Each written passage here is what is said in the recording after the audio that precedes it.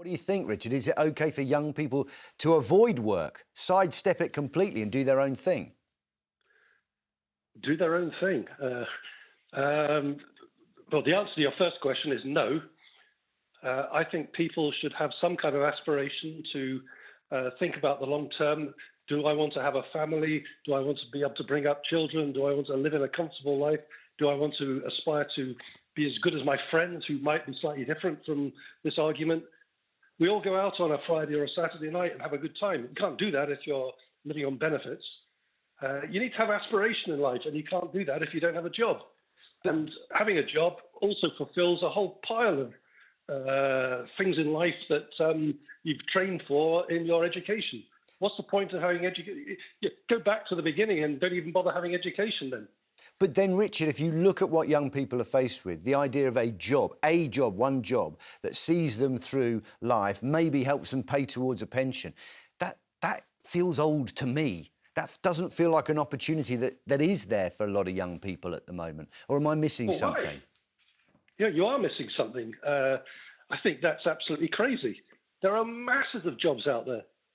No. Yeah. But, I mean, there may be opportunities, but what do those jobs look like, and what are the rights that go with them? Paying fairly? 9.3 million are inactive, aren't wanting to work. This is the. Well, hold on, they're inactive. Doesn't mean they don't want to work. Yeah. There's only 2.3% that are actually disabled or on benefits. That the rest aren't going out there and actively looking for work that they could do. And look at our economy at the minute. Yep. It's on its knees. 100% agree.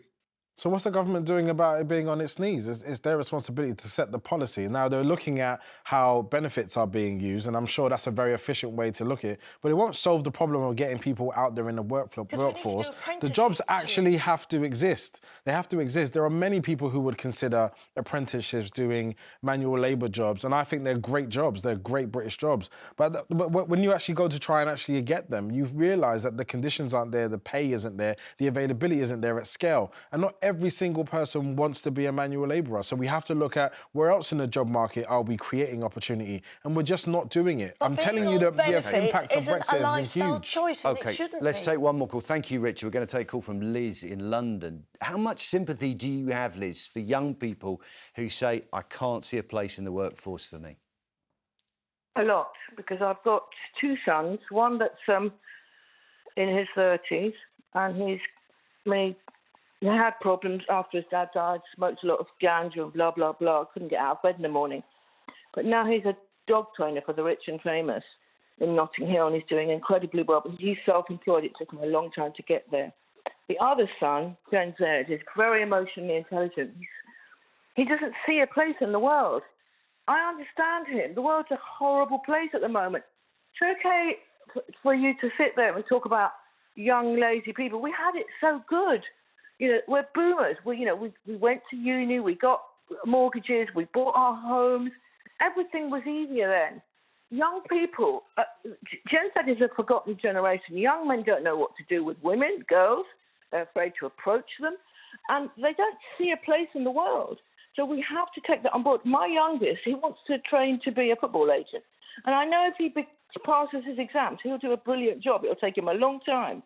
But also the way the media has affected them, because everything is Love Island and influencing. And so a lot of young people think that is how they're going to end up.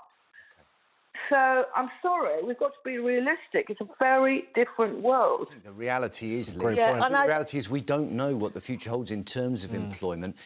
And if you're trying to plan 10, 15 years ahead, let alone until pensionable age, you've got a real job on your hands right now. And I think that the caller made such a good point about social media giving that false, hope, and it's not really reality like what you see on Instagram. Yeah. And it is very tough for kids. But look, you can't have, getting benefits as a lifestyle option. There's a big world out there and opportunities are there to be got. Whatever you're doing and whatever stage you're at, I think the key is to get out there, get involved in something and see where it takes you.